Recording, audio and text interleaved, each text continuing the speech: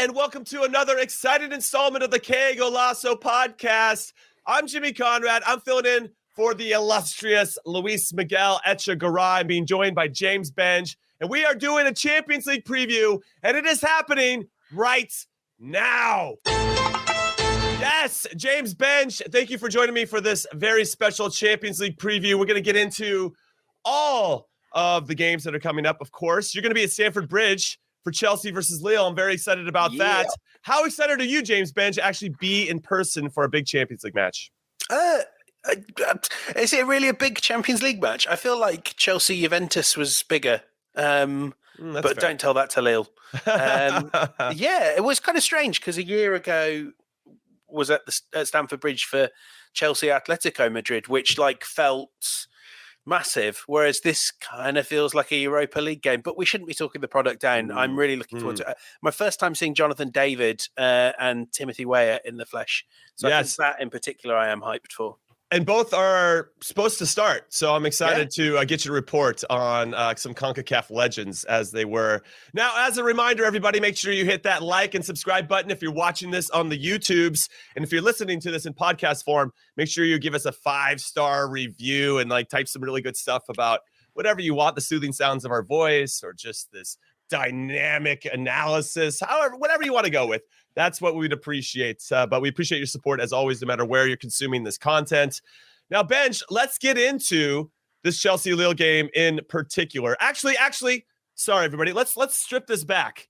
Do you think all the teams that are playing, we got Chelsea versus Lille and Villarreal versus Juventus. That's on Tuesday. And then on Wednesday, we have Atletico Madrid versus Manchester United and Benfica versus Ajax. Now, this is leg one for these particular affairs.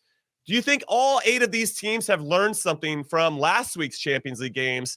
And how I thought, James Benge, the teams that were really on the front foot took advantage of the first leg. They were being proactive, and ultimately I thought they got rewarded for it.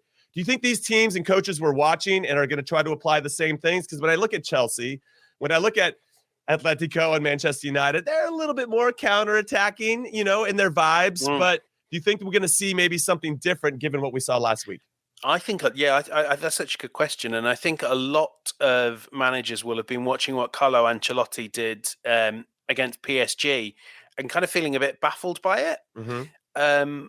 Because that sort of felt like a manager that was reacting to there's no away goals rule now, rather than a manager that was just like, okay, well, it's just 2 normal games of football now. And I think there's been a lot of talk about this. I've just come out of Thomas Tuchel's press conference and it was sort of put to him, what do you disappointed to see the away goals rule going? And he was like, not really, no. It suddenly just means we just play 2 normal games of football. I think the one thing he was saying he was disappointed about was that he doesn't get to do bonus maths during the 2 legs where he's going, carry the 1, 3 away goals. That seemed to be the only thing. And I think, what we absolutely learn from these games is, because home and away advantage is not the thing it was in 1974 when you were going to Eastern Europe, playing behind the Iron Curtain, all that.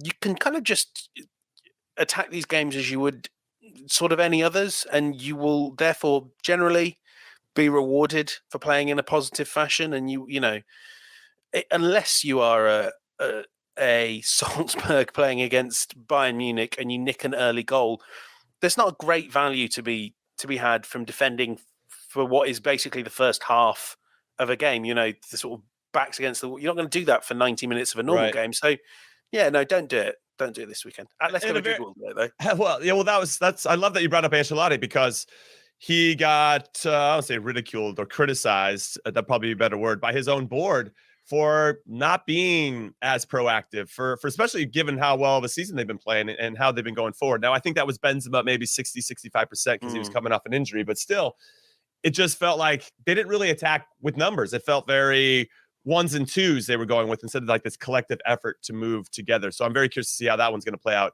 in leg 2, but we'll preview that one when it's time. But I do think that other managers should and could learn from that experience because, as you say, it's just a little bit different with the away goals. So every time you say that you go talk to Thomas Tuchel or whatever, I'm always a little bit jealous for a couple of reasons. One, I just think it's cool that you have that type of interaction or just there, right? You can be part of it and have that presence.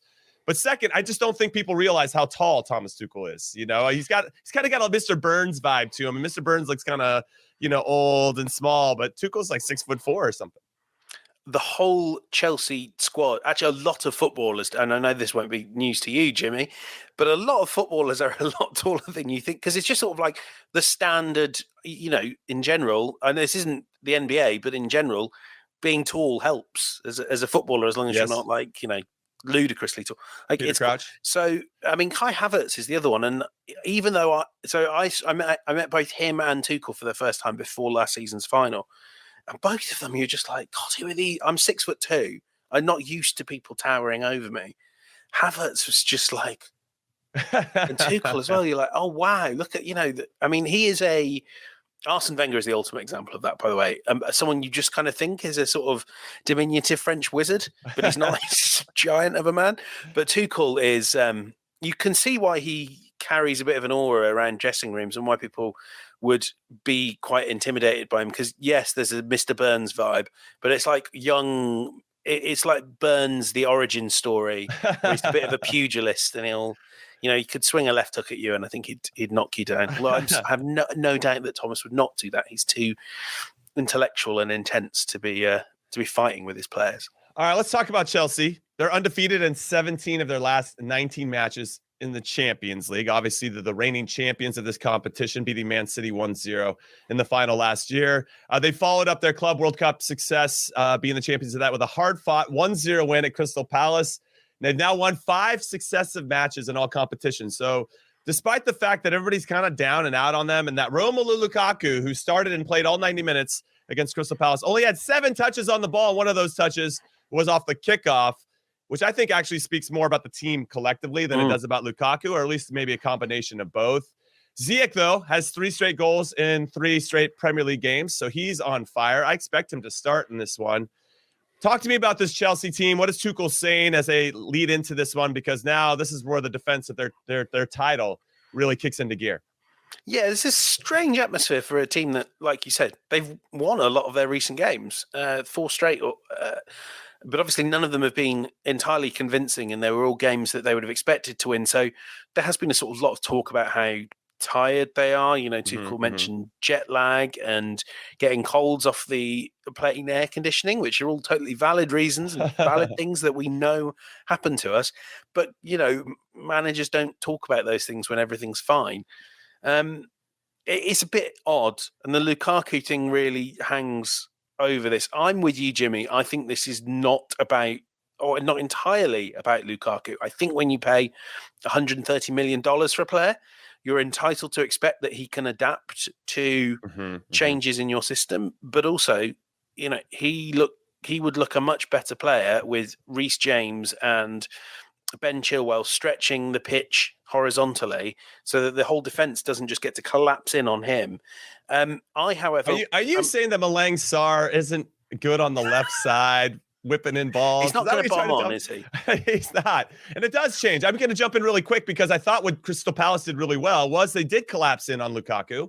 And I thought that Crystal Palace made it very hard for Jorginho to get on the ball and do what he wants, which allowed Rudiger a lot of time on the ball. And he ended up just kind of switching the point of attack from side to side. He wasn't necessarily looking down the middle. He was looking wide.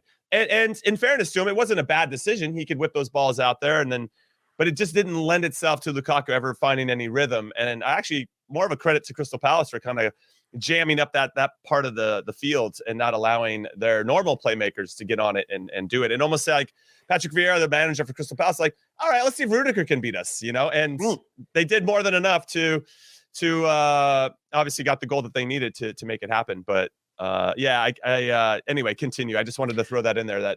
Crystal Palace clearly had something set up to stop that.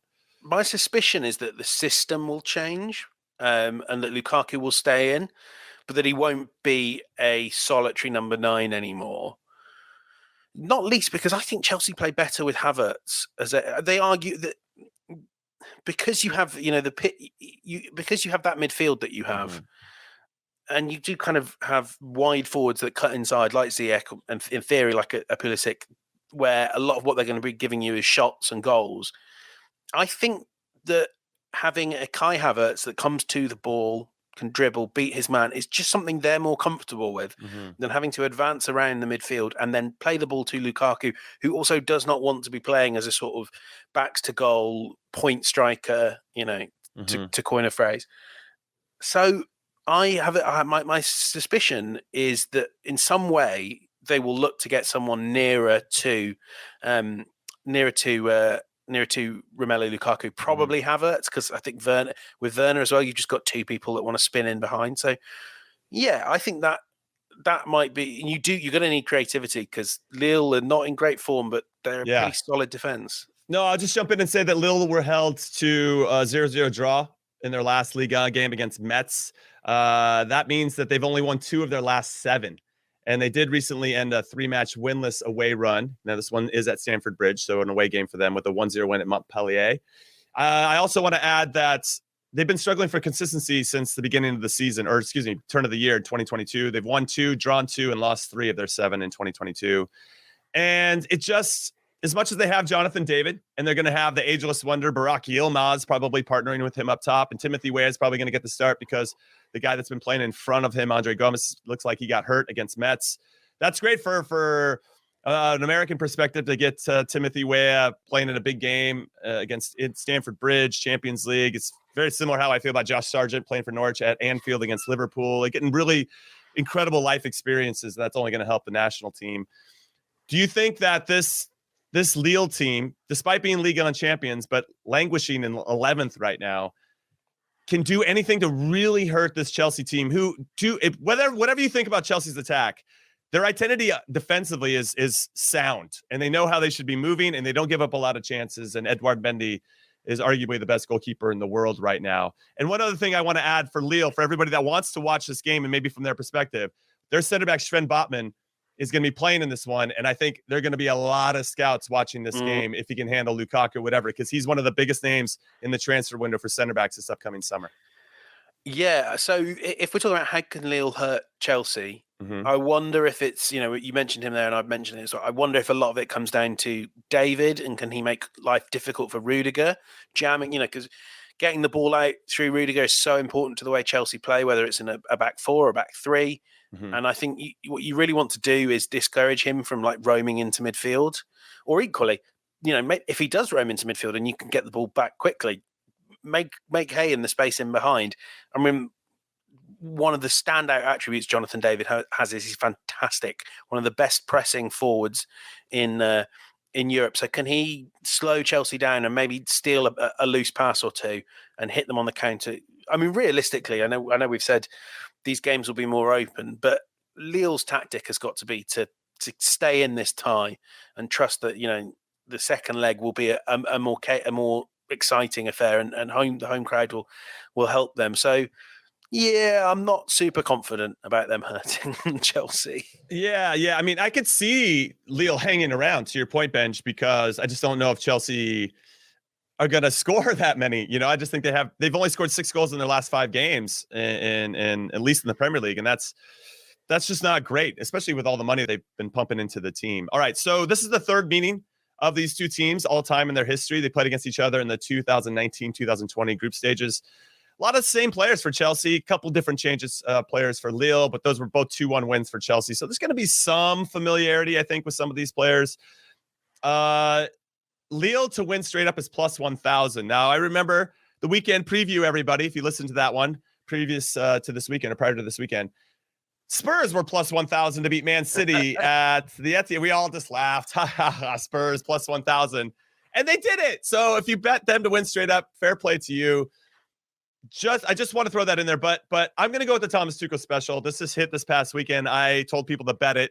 It was Chelsea to win in under 2.5 goals plus 255. I think he gets very pragmatic when it comes to knockout round competitions. I think 1-0 wins are something that he's completely fine with, and I like that value a lot. I am going to have a parlay at the end of all this, so anybody that wants to get into the parlay party, I'll give you a line that I'm looking at. But I think that we're going to see a 1-0, 2-0 in favor of Chelsea. What say you, Benj? Yeah, I think maybe 2-1 or 2-0 for Chelsea. It's going to be not entirely. They'll make it more difficult in the final third than they need to, but they should win this. Okay, I like that. All right, let's move on to the other one that's happening on Tuesday. That will be February 22nd. It is Villarreal taking on the mighty Juventus. Now, Juventus, just to give everybody some context, have suffered back-to-back, I guess we could call it humiliations, because they've invested so much money and they bought Cristiano Ronaldo to win Europe's biggest prize. But they've lost at this round of 16 the last 2 years. They're going to be looking to qualify for the quarterfinals first time since 2019. And that's where actually, when they got to the quarterfinals 2019, they lost to Ajax. Ajax was on that great run, and they actually should have beat Spurs to get to the final, but we're a little unlucky that Lucas Moura exists. But now, based on that, I think that's where Ajax was like, we should get this De Ligt guy. He seems pretty good. Now, Juve's recent European failure has really kind of seen or symbolized their demise from a powerhouse to, at least in Europe, a little bit of borderline mediocrity. That sounds pretty harsh, but it feels like there's a little bit more hope now with Vlahovic, with Zakaria, Villarreal. Let me say it like this: Juve just coming off on the weekends, 1-1 draw against Torino in the Turin derby. Not a big shocker for me. I wouldn't read too much into that because a derby game is always a little bit different than any other games out there. Villarreal, though, big 4-1 win this past weekend, and did it in real style with Arnaud Danjuma, who ended up having his first hat trick in La Liga. And if you want to get an interview with him, Luis Miguel Echegaray sat down with him, so I highly suggest you go check that out. I think once you see that, you'll be a fan of Danjuma after you watch that interview. So I think you should go make that happen. What are you feeling about this game in particular? This game is in Spain. Unai Emery, obviously Villarreal are the reigning Europa League champions. Do you think there's an edge for either one of these teams? This is one I found really hard to put my finger on. And I mean, even a week ago, I was quite confident about Juventus. It felt like they were going somewhere. And, I think, as you mentioned with Torino, but also with the draw against away to Atalanta the week before, neither of those are bad results. They're just not, they're not good.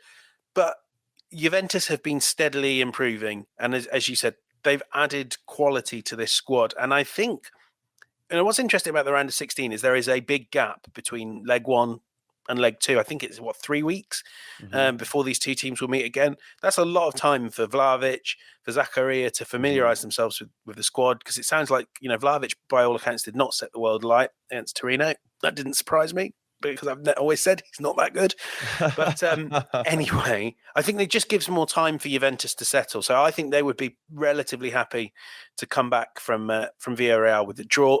Equally, something has really clicked with Villarreal. I kind of struggle to understand it, but we have to remember, when this Champions League group stage ended, we were talking about, well, will we see Unai Emery next year in the knockout stage, because they were doing so poorly? But they've really clicked into gear. A team I'm kind of going into with my eyes open a bit, but you look at the results: winning away at Betis, away at Granada, who may not be the force they were the season before last, but tough place to go. And then, drawing with Real Madrid. The form book says, do not rule out Villarreal at your peril. And I think we know Emery knows how to run a two-legged European tie. It's been quite a while since he's lost many of them. Yeah, and some fun facts. So I'll give you guys some more context, which I think adds some intrigue to everything. This is Villarreal and Juve are the only round of 16 opponents that have never played against each other before. That's a fun one. The Yellow Submarine, as Villarreal is nicknamed, have only made it this far twice previously, and they ended up winning on each occasion to get to the round of 16 before losing to Arsenal in the quarterfinals. I remember it well. Happened. Jens Lehmann saved the penalty. But this is their first appearance in 13 years in the knockout rounds, whereas Juve this is their 8th season running that they've been into this part of round of 16. Now, I do want to say that Juve, where I think there is an opportunity for Villarreal to take advantage, is that their defense is in shambles. Bonucci's out, Chiellini's out, and Pellegrini's out, Rugani's out. These are all the backups to this. So you're going to have De Ligt, who's going to be starting. That's fine, that's solid, but they're going to have to put Danilo, who usually plays right back, or he can play in the midfield a little bit or on the right side. He's probably going to have to partner with them on the right back. Now, my only issue, outside of Danjuma, who I think is going to cause them some problems, and Gerard Moreno for Villarreal is also out. So really their talisman, who scores a lot of their goals and was a big reason why they won the Europa League last season, is also going to be out. But I still feel like this is a Villarreal team that could take advantage of this lack of familiarity with Danilo playing at center back. And then there's Szczesny in goal, who, with all due respect to him, he does have moments of having howlers And I don't know. I mean, I'm very curious to see how this team sets up, knowing that they got the second leg in Turin and that they don't necessarily have to risk it. I almost feel like, to tie it back to your first point, Benge, that we could see a Carlo Ancelotti type vibe from Juventus in this one, where they're just like, let's not stretch ourselves and get exposed. Let's just get out of here with the 0-0. If we can nick a goal, great. But let's just not make it too big. That's not something we can't overcome in the second leg. Yeah, I think exactly that. I mean, Allegri has been known to do that anyway. He's a manager that kind of is very comfortable setting his side up to defend. And, listen to all that. I just think if you're Juventus, you just go, yeah, let's see it off. Let's quieten down this tie, make it a bit easy for ourselves, and win it in Turin next month. I think that's probably quite a smart tactic. Yeah. Okay. All right. So let's go to predictions, and I'll give you some betting tips here. Villarreal are unbeaten in 4 coming into this one, and they're unbeaten in 6 at home. They've only failed to beat Atletico and Real Madrid during that run, so that's nothing to sneeze at, even though Atleti are not that as great as they once were. Juve have only lost once in all competitions in 10 games in 2022, and that was in the Supercoppa Italiana final against Inter when Alexis Sanchez scored like the 119th minute or whatever. But they did drop some points this past weekend. Maybe Vlahovic did show some vulnerabilities that, maybe to Benge's point, he's not as good as everybody thinks he is. I think that's just you being a bitter Arsenal fan, Benge, that you didn't get him in your team. I was saying as you watch Lacazette missing sitters or whatever it may be. I was saying this when Arsenal thought they might have a chance to sign him. He ain't it. Yeah, no, okay, that's fair. I will say that I'm looking strongly at Villarreal to win this straight up at plus 150. I think the draw is plus 225. I maybe would take both of those bets into my a parlay, but I think I'm going to lean towards Villarreal doing the business at home. They were very good at home in the Europa League last season. To your point about Unai Emery, I think he's going to be ready for this one. And I just don't feel like maybe Juve is going to have the intentions. Not only are their backline shambles, Paulo Dybala looks like he's going to be out as well, and he's a great link-up player for Vlahovic. So you bring in a Bernardeschi, he's just not Paulo Dybala. So I'm kind of curious to see how this one all plays out. This is like a chess match. Of all the matches in round of 16 here, this feels like the most of a chess match. I'm going to say I could see a 2-1 Villarreal. What are you saying? I mean, I've just got this image of, in my scenario, Max Allegri has been replaced by Liz Lemon from 30 Rock, just walking into the Juventus dressing room, just going, shut it down. And that's what they're going to do. And I think they'll come away with a 0-0 draw, and they'll be quite happy. And I'll be quite happy. I wasn't watching this game. 0-0 draw. That's plus 220, everybody. I like it, though. I wouldn't be surprised if we saw that as well. All right, those are the first 2 games of the Champions League on Tuesday. We're going to get into the ones on Wednesday right after the break. It's going to be Atletico Madrid versus Manchester United and Benfica versus Ajax. I'm Jimmy Conrad alongside James Benge. I'm going to break it all down right after this. Welcome back to the Qué Golazo podcast. It's secretly 2 of your favorite hosts, Jimmy Conrad and James Benge. Let's go. With all due respect to LME and Heath Pierce and everybody else. No respect that likes to come. No, I'm just kidding. No respect for any of those guys. No, we appreciate them giving us the keys to the castle so we can run around and play in the Qué Golazo podcast playgrounds. Now, Benge, let's get into it. This is the game I think that we all maybe circled on our calendars as the primo matchup. Atletico Madrid versus Manchester United. What? And the reason I say that, Benge, really quick, is that they're kind of similar. They have all this talent, but I don't feel like they've actually reached their potential. What do you say to that narrative? I just can't believe that we don't all have Benfica versus Ajax circled on our calendar. The hipster's dream tie.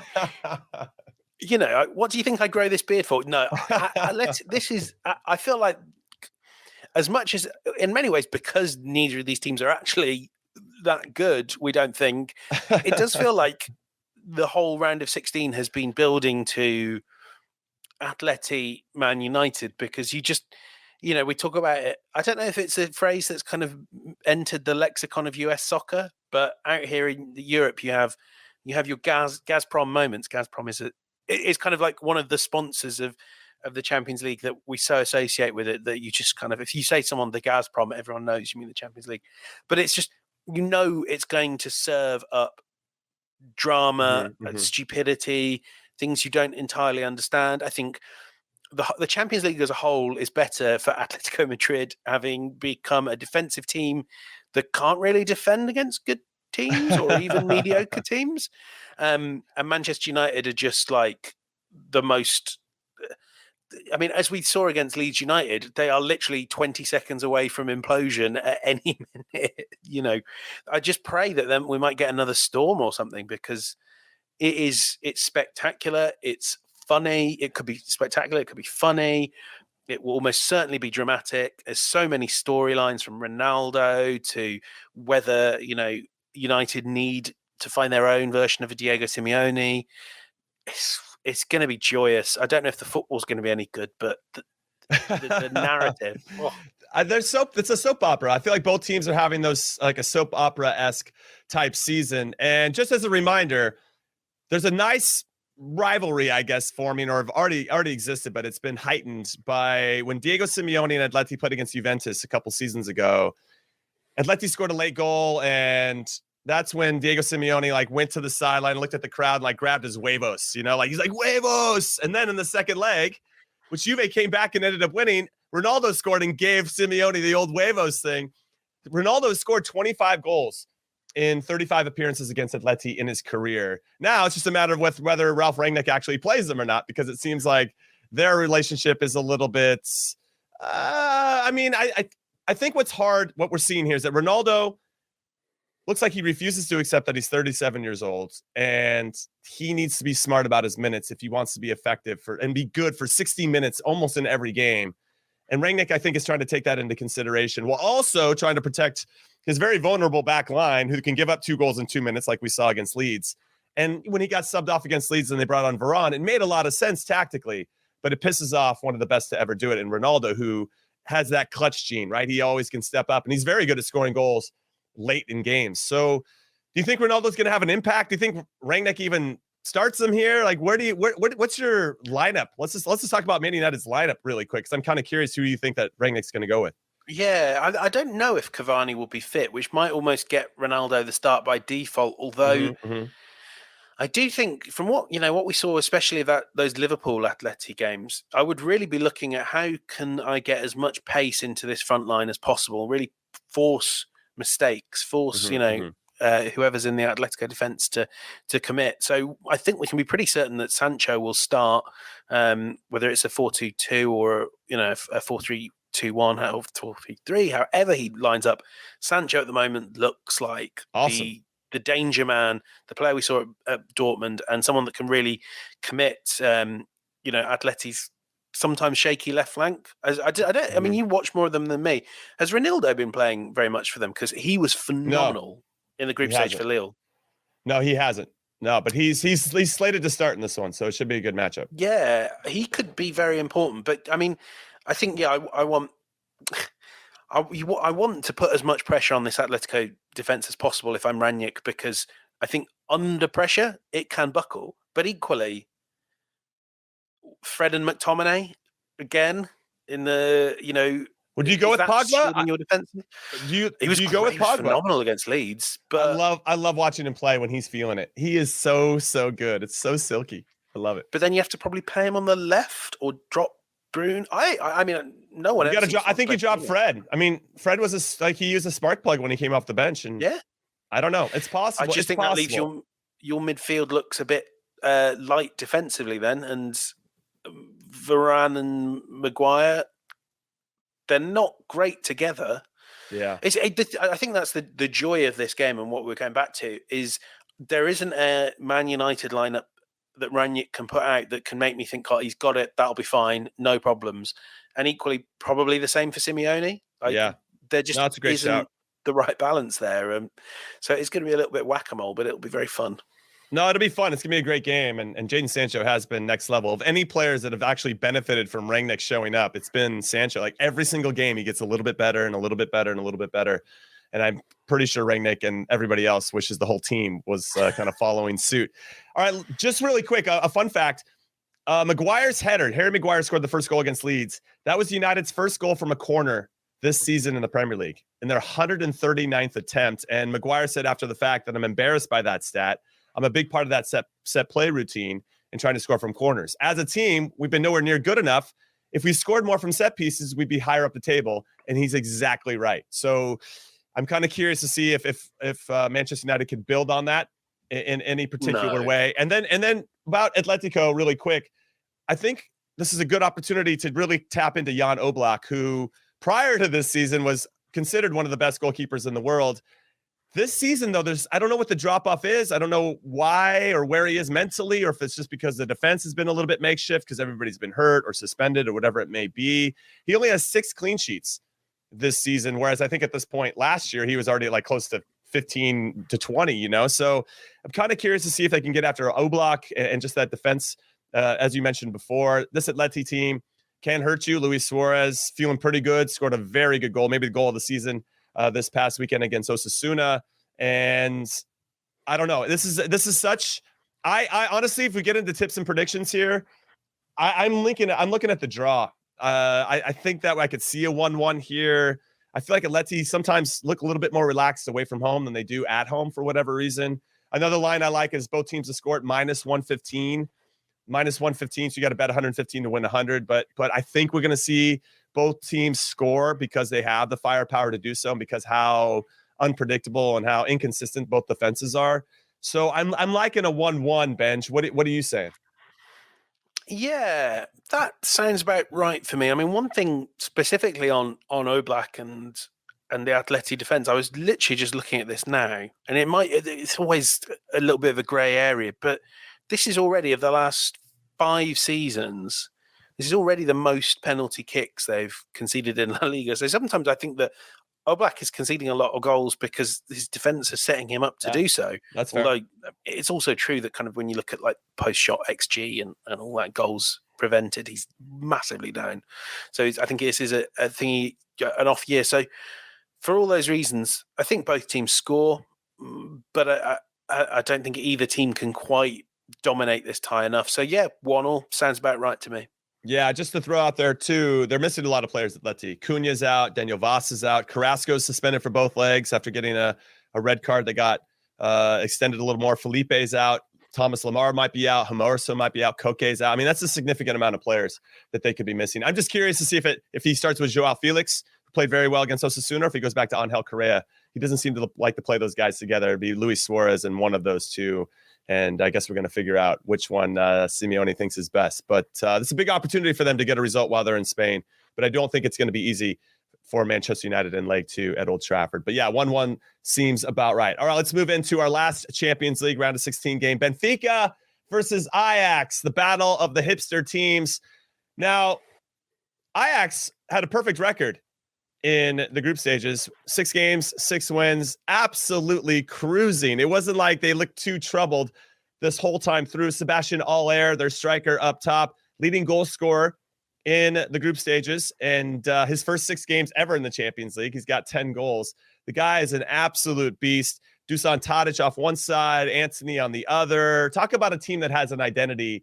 I think Ajax has that. With no disrespect to Benfica or anybody else in the competition, I really like what Ajax has got going, and I think they got a favorable draw here with Benfica. What are your overall thoughts initially here, Benj, on this game?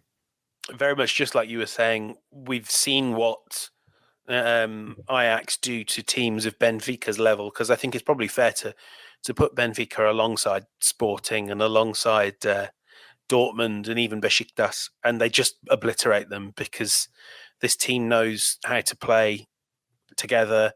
I mean, you're looking at their last 4 games, they've scored 3 against Heracles, 5 against Vitesse Arnhem, 5 against Twente, and then beat Willem II away as well. That's the only thing. The only thing is, you say, when they haven't played a top team, except PSV maybe, since the Champions League ended. But then it didn't seem to stop them last time. They're just wonderful. Antony and Tadic, possibly 2 of the best creative players in the Champions League so far this season. How much Aller was just a fluke? I just don't think it is, because he is getting loads of chances and a good striker. I don't think Aller has become world class. I think they put a good striker into a world class system, as you were saying. Yeah. And so if you just score at the rate an average striker does, you're going to get loads of goals. I like some of the options they've got off the bench as well. Ihataren, if I pronounced that correctly, who they picked up on loan from Juve. I think he's a really talented youngster. Losing David Neres is a shame, but then it kind of says everything about how good Ajax are, that David Neres can't get a game. Really good winger. So, I think they're the complete package, and I'd be pretty confident they can come back firmly in control of the tie.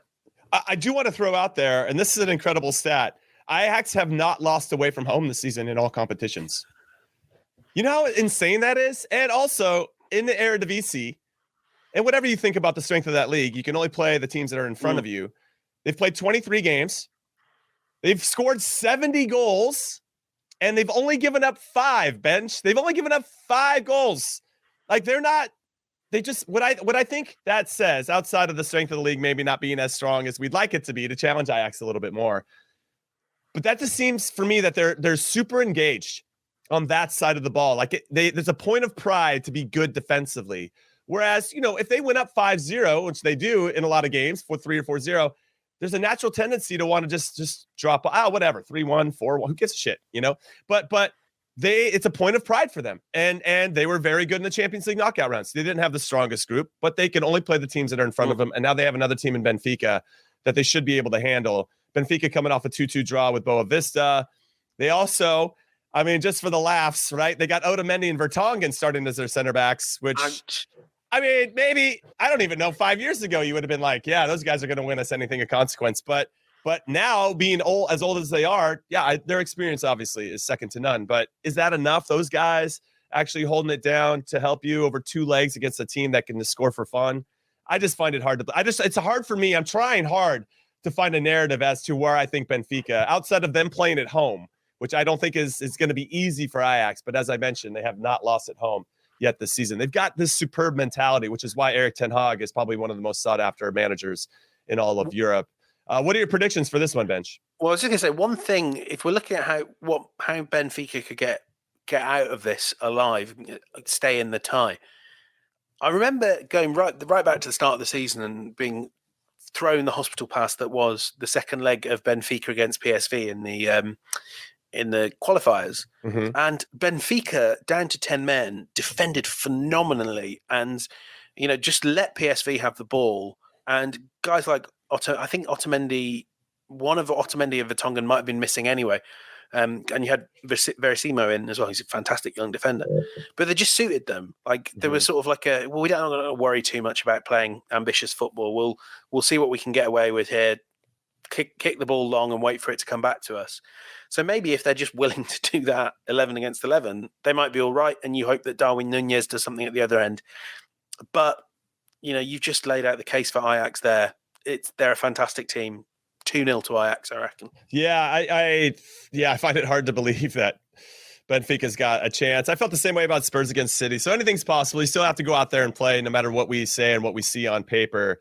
But let's get into my parlay here, Benj. I have Chelsea winning. Yeah. I have Villarreal winning. I think they're going to have to try to take advantage of Juve being a little bit thin in a couple areas of the field. I have a draw between Atleti and Man United, and I've got Ajax winning. That pays plus 1747. So if I bet 100, I win $1,700. Yes, please. I'll probably only bet 10 because I'm not a high roller like you, Benj. We don't pay you enough. What? That's true. What? If I go with a draw with Villarreal, Juventus, I'll take that one out. That jumps up to plus 2,200 instead of straight up Villarreal. But what do you say? What would be your parlay before we take a dance into the Europa League really quick? Oh, if we're going in the Europa League? No. I want your parlay just for Champions League, and then I'm teasing that we're going to talk about some of the big Europa League. All right, so in fact, can you do me with correct scores as well? I could, but that might take me a little bit longer. But let's not do that then. Yeah, just give me like your overall results winner. So let's have a Chelsea win. Okay. A draw between Villarreal and Juventus. A draw between Atletico Madrid and that other team, Man United. And a win for Ajax. Yeah, so that's plus 2,200. I think that's a solid bet, Ben. Honestly, I put $10 on Villarreal, parlay with $10 of Villarreal winning, and then $10 with the draw between Villarreal and Juve. $20. Yeah, you have. This is I feel like they're printing money for us right now. I'm just throwing that out there. I always feel like the Champions League is. I don't bet often at all, but I think what I would do is a parlay and accumulator, as we call it. And I find the Champions League is much better because it's not like when you do it with the Premier League. The Premier League's just stupid, and stupid things happen all the time. At least in the Champions League, good football teams are rewarded for doing good football team things, unlike Tottenham. I love it. Oh my God. I'm wearing a Spurs jersey just for the laughs. It's a Luka Modric from way back. And it looks like a Boy Scout out uniform over here in the States because it's got the little like yellow sash and all that for everybody that can't see. So pretty funny. But I just want to give him a shout out. It was a big win for them. Antonio Conte was on the precipice of losing 4 straight league games for the first time in his managerial career. And Harry Kane helped him avoid that. One of the most bizarre atmospheres I've been at a game I've been at this season. You were there? Yeah. It was, wow. I didn't know you were there. It was thrilling. It was also a really long journey through storm-addled United Kingdom to get up to see Spurs win. But just that we were sat there, and just behind us were the radio people doing the post-match phone-in, and for a Man City fan was sort of screaming down the phone going, something has to be, this is a disaster, something has to be fixed immediately. And the guy at the other end was like, you've not lost a game since December before today. Yeah, right. What is your problem? But it shows you can never satisfy football fans no matter who they support. Yeah, that's funny. I like that. That's great insight. All right, let's move on to the Europa League. Benge, I'm going to just go whip through the results of Leg 1 because all these teams are playing again in Leg 2 on Thursday, and I think there's a lot of intrigue here. Barcelona, Napoli was 1-1. Now they go back to Naples. I think we'll get into that game for sure. Napoli plays today against Cagliari, so we don't know exactly how they're going to be coming in result-wise, injury-wise, all that, but Barcelona did look very good this past weekend. You got Betis, who were on the road against Zenit and did what they needed to do, winning 3-2, but no away goals, so those 3 goals don't seem as highly weighted. Rangers, I think, was a big shock going into Germany to beat Borussia Dortmund 4-2. Sheriff keeping the good run going, beating Braga 2-0. Porto beat Lazio 2-1 after being down a goal. Sevilla took down Dinamo Zagreb. That was a good professional performance from Sevilla. Atalanta coming back to beat Olympiacos 2-1, and RB Leipzig and La Real 2-2, even though Leipzig probably deserved a win on the balance given the amount of chances that they created. Now, thinking about all those results, let's go to Barcelona-Napoli first, and then I'll kind of get your thoughts on Dortmund-Rangers and then any other ones that jump out at you. How are you feeling about Leg 2 in Naples? Because this Napoli team, no matter what happens today in their Serie A game, I still feel like have to be slight favorites in this just because I think they know what they're doing. They have a little bit more of an identity. And I just think that Barcelona back line is a little vulnerable at times. They still have a tendency to give up great chances. And if Ter Stegen's not on in goal, it's going to make it very hard for them to come back against a good Napoli team. See, I'm leaning towards Barcelona. Wow, I love it. It is obviously it's going to be different not being in the game being played in Naples. But I thought that first leg, Barcelona were pretty comfortably the better team. Osimhen was a bit of a nightmare for them on the counter, like you say. He is used to playing better centre backs than Barcelona's, but they created a lot of good chances. On another day, Ferran Torres could have had a hat trick. Aubameyang we've seen click into gear against Valencia as well, and I think this team style of play is going to suit him if they can just get him in open space. Pedri's looking fantastic. Unbelievable. Just, I did like Xavi said he's the best 19-year-old in the world. And I was just Googling going, okay, Florian Wirtz is 18, so he's fine there. And that's what, it's tough. I feel like Barcelona is sort of developing very rapidly they lack a bit of substance, and I don't trust them anymore in big games. Amazing when we think how recent it was that they were, but they are a bit flaky. But I just, off the back of that first game, I think if you played that over again, even in hostile surroundings, Barcelona would win 8 times out of 10. No, I agree with you. I actually was pretty impressed with Barcelona's just chance creation, and like you said, on another day, they probably hit a couple more goals. I do think that Napoli at home is a different beast than they are away from home. And I think maybe they were a little more cautious. It kind of felt like Osimhen was a little bit by himself on an island at times. Like he'll create something and then maybe we can join the attack if the opportunity looks good enough. But let's not stretch ourselves too thin. And I think they're going to be probably pretty happy on the balance that they got a draw to go back to Naples with that. Obviously, playing on a Monday gives them a little bit less time to rest. But I don't know. That's a tough one for me. I could see this one going into extra time and then flipping a coin. I do think that defensively, when Koulibaly's in, they're just a different side than when he wasn't there for a while. I don't know. I'm still on the fence with this one. What I'll say to everybody, if you're looking to bet this one, just wait till the lineups come out, get some more information, because I think that could impact and influence which way you want to lean. All right, let's talk about Dortmund versus Rangers. That Guerrero goal is 4-1 Rangers. That Guerrero goal late, I think, keeps Dortmund in the conversation. They just scored 6 this past weekend against Mönchengladbach, so they clearly have the firepower. And that was 6 goals without Erling Haaland in the team. Unfortunately, from an American perspective, Gio Reyna looks to be hurt, and that's a big loss for us, especially for this upcoming qualifying window. Do you think Rangers can see it out here at Ibrox, or do you think that Dortmund, if Erling Haaland does play in this one, they have a chance? I assume you think they have a chance with Haaland in it. Yeah, I mean, with Haaland in it, of course. But I do think, I would trust Rangers to score. By all accounts, Dortmund's backline, it wasn't just a bizarre off day. It was quite a consistent reflection of who they are, that they let in a lot of goals and looked very underwhelming. So, how many do Rangers need to score? 1? I think 1, Yeah. 1 and you lose 3. Suddenly, this is the one where you're like, okay, maybe I could see a case for away goals. But equally, I would back Rangers to score at least once, and then they probably won't win, but I think they can do enough to just lose by a 1-goal margin, and then you're through. I mean, the good news on Reyna, he certainly won't be available for this game, but Dortmund have said it's not as bad as first feared. I've heard indications. Roger Gonzalez as well was telling me maybe 2 weeks. So hopefully, fingers crossed, Dortmund. He's the player you want to rush back, but take him slow, and let's hope he's available for the qualifiers. Yeah, another game here. No, 100%. I'm cautiously optimistic about Gio Reyna. The one thing about a hamstring injury or any muscle injuries is just getting that confidence in that muscle group again, that you can have that burst. You can, ball comes up over the top, you're holding somebody off, and you're basically using every single muscle in your body to make that happen. And can you have the confidence to see that through? And now that he picked up another one, it's just going to put that doubt in his mind, which isn't a good thing, but hopefully he'll work through that. And from what I understand, Dortmund's got a tremendous medical staff, so I'm sure he'll be fine. All right, looking at all the other games, Benge, and based on some of the results you saw in leg 1 that I had run over, is there any other match that you're looking to see that you think will be a cracking affair in leg 2? I mean, the obvious answer is Sociedad against Real Sociedad against RB Leipzig. A lot to play for, and 2 potential contenders. But I just want to see Sheriff again. You know how much I love this team. Not anything else to do with but just the specific players on the pitch and the feelings they give me. Nothing else. I don't want to talk about that other stuff. It's an amazing story, and Braga are a team with high quality players who have been in the Champions League, or in the qualifiers for the Champions League before, and who you would expect to quite often be going deep into this competition.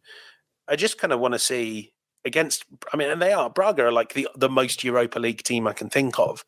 Mm-hmm. So if Sheriff can beat them, a deep run into this competition, it'd be an amazing, as I say, an amazing story from a football perspective. The players they brought there, fantastic group of young players.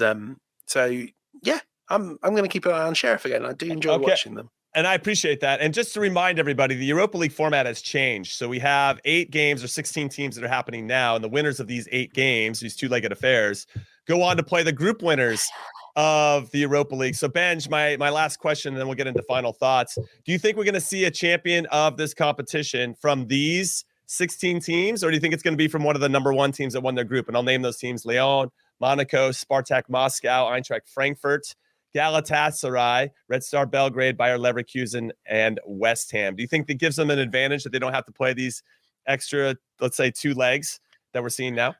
It helps, but it kind of helps your league form, doesn't it? It doesn't really matter for your Europa League form. It just makes it a bit, and that's good. Reward the teams that have been in this competition from the outset and have done the best. But I don't think it helps. I still, luck of the draw or whatever, I think, and I've thought ever since this has all happened, the final in Seville is going to be the winner of Barcelona versus Napoli against West Ham. That would be amazing. I'd want have trust that. for that. So that might be why I think it, because it would be amazing and it'd be an excuse to go to Seville. But I do think it might happen. All right. That is it, everybody. That is the most comprehensive Champions League / Europa League preview you'll ever get in your life until the next time we do this. So on behalf of Des Norris and James Benge, actually, James, I want to give you your final thoughts. Any big thing here that you want to leave us with before we say adieu? Yeah, just a bit of a moan from me, really. I just can't believe that on big Champions League nights, big Europa League nights, the Premier League are disrespecting Europe, disrespecting me and my need to keep across 2 leagues at once by playing such big games. I mean, we do have Liverpool against Leeds, Arsenal against Wolves, big games happening in the Premier League. Now, I wouldn't miss a minute of Champions League action, and I'll certainly be watching it on Paramount Plus. But just remember to check the Premier League scores at full time. I just think Arsenal's doing it so they can remember what it's like to play an important midweek game on a European night. That's all. I'm just throwing that out there. All right, now we're officially done, everybody. Thank you, James Benge. You're a myth, the man, the myth, the legend. I said that wrong, but I think everybody knows what I'm trying to say. You're an absolute beast, and we appreciate you. My pleasure. Always fun being here, especially when the boss is away. All right, everybody. So again, on behalf of Benge and our producer Des Norris, and of course the amazing host Luis Miguel Echegaray, I'm Jimmy Conrad, and I want to say enjoy your week of some amazing games, and we will see you very, very soon. Later.